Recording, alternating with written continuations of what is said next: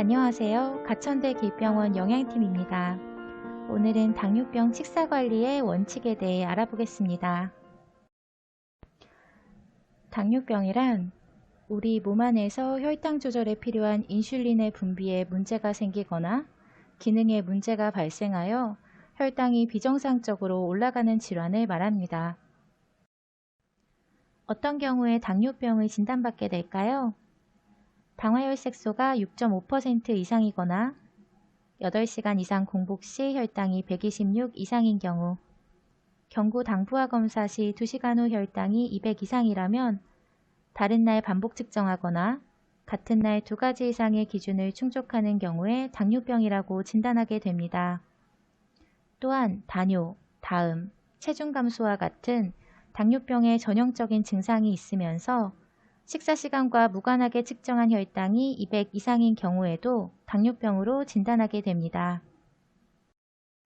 당뇨병의 치료를 위해서는 적절한 식사, 규칙적인 운동, 약물 치료가 필요합니다.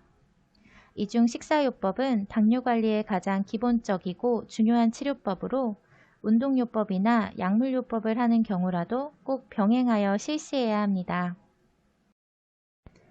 당뇨병 환자에게 식사관리가 중요한 이유는 당뇨병을 가지고 있으면서도 건강한 삶을 유지하기 위해서입니다.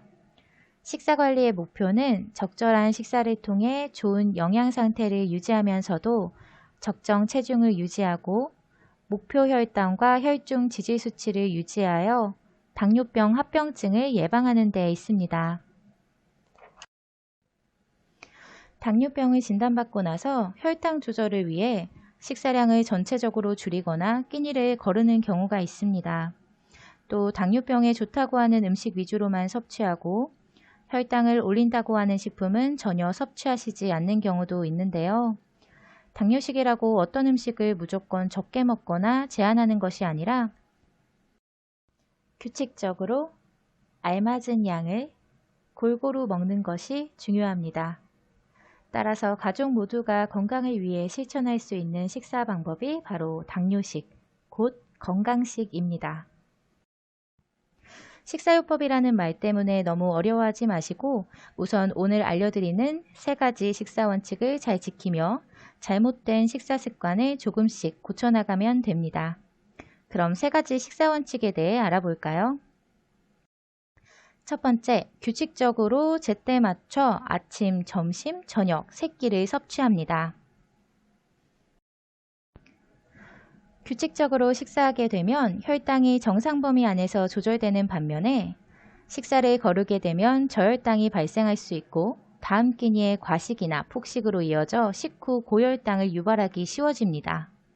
과식, 폭식, 그리고 식사를 거르는 것 모두 혈당 관리를 어렵게 만들기 때문에 혈당을 정상 범위로 유지하기 위해 규칙적으로 식사하는 것이 중요합니다. 식사 사이의 간격이 길어지면 다음 끼니에 과식하거나 불필요한 간식을 섭취하기 쉬워지기 때문에 식사 사이의 간격은 5시간에서 6시간 이내로 하는 것이 좋습니다. 또한 20분 동안 천천히 식사하면서 포만감을 느끼며 식사하는 것이 좋겠습니다. 식사 후 과일이나 유제품 등의 간식을 섭취할 때는 식후 2시간이 지나고 섭취하도록 합니다. 두 번째 원칙은 나에게 알맞은 양을 섭취하는 것입니다. 개인마다 체격이나 활동 정도가 다르기 때문에 하루에 필요한 식사량도 다릅니다. 필요한 열량은 표준 체중을 기준으로 계산하게 됩니다. 표준 체중이란 자신의 키에 적절한 체중을 말합니다. 그럼 나의 표준 체중을 알아볼까요? 여성은 키의 제곱값에 21을, 남성은 21을 곱해 표준 체중을 구해줍니다.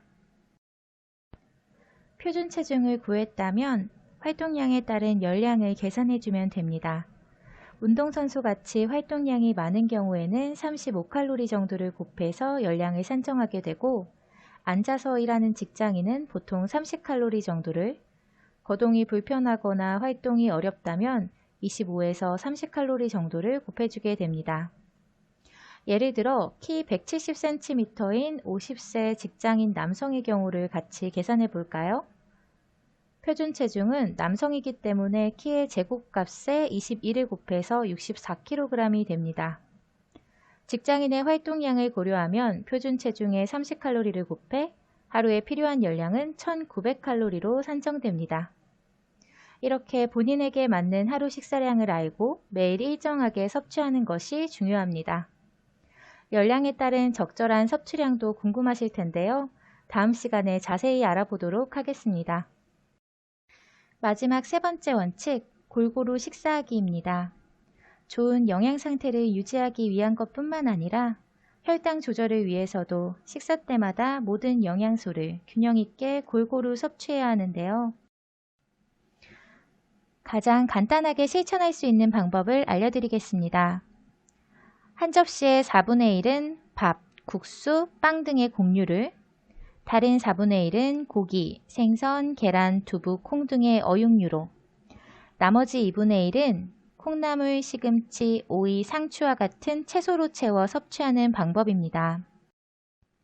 여기에 하루에 한두 번 유제품과 과일을 간식으로 추가하게 되면 탄수화물, 단백질, 섬유소 등의 영양소를 골고루 섭취할 수 있습니다. 다시 말해서 규칙적으로 알맞은 양을 골고루 먹는 것이 당뇨병 식사관리의 기본 원칙이 되겠습니다.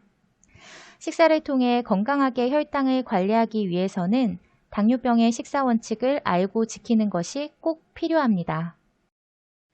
그럼 식사 관리를 하면서 많은 분들이 궁금해하시는 내용 몇 가지를 알아보겠습니다. 당뇨병에 걸리면 꼭 잡곡밥을 먹어야 하는지 많이들 궁금해하시는데요. 잡곡밥을 꼭 먹어야 하는 것은 아닙니다. 잡곡밥에는 식이섬유소가 많이 들어있어 당의 흡수를 지연시키고 공복감을 덜어주는 역할을 하기 때문에 우선적으로 잡곡밥 섭취를 권장하게 됩니다. 그러나 쌀밥과 잡곡밥 한 공기의 열량은 같기 때문에 잡곡밥이라고 해서 더 많이 먹을 수 있는 것은 아니며 위장관 질환, 신장 질환 등이 있어 잡곡의 섭취가 어려운 경우에는 쌀밥으로 섭취할 수 있습니다. 다음은 과일에 대한 질문입니다. 당뇨가 있으면 과일은 먹으면 안 된다고 생각하시는 경우가 있는데요. 과일에는 비타민, 무기질이 풍부하지만 과당, 포도당 등의 당이 함유되어 섭취 시 혈당을 올리게 되는 것이 맞습니다. 그러나 당뇨가 있다고 과일을 먹지 못하거나 가려서 섭취해야 하는 것은 아닙니다. 한 번에 과량 섭취하게 되면 고혈당을 일으킬 수 있기 때문에 1회 섭취 시 적정량을 섭취하는 것이 중요합니다. 적절한 과일의 1회 섭취량은 사과 3분의 1개, 바나나 반개, 배 4분의 1개, 귤 2개 정도로 하루에 한두 번 정도 섭취하는 것이 적절하겠습니다.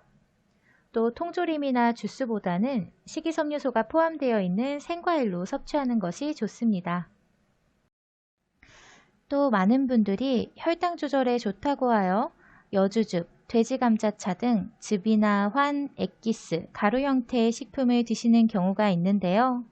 민간요법이나 건강보조식품을 섭취하게 되면 해독작용이 필요해 간과 콩팥에 부담을 줄 수 있으며 특정 성분이 복용하고 있는 약과 상호작용을 일으켜 부작용을 발생시킬 수 있기 때문에 주의하셔야 합니다.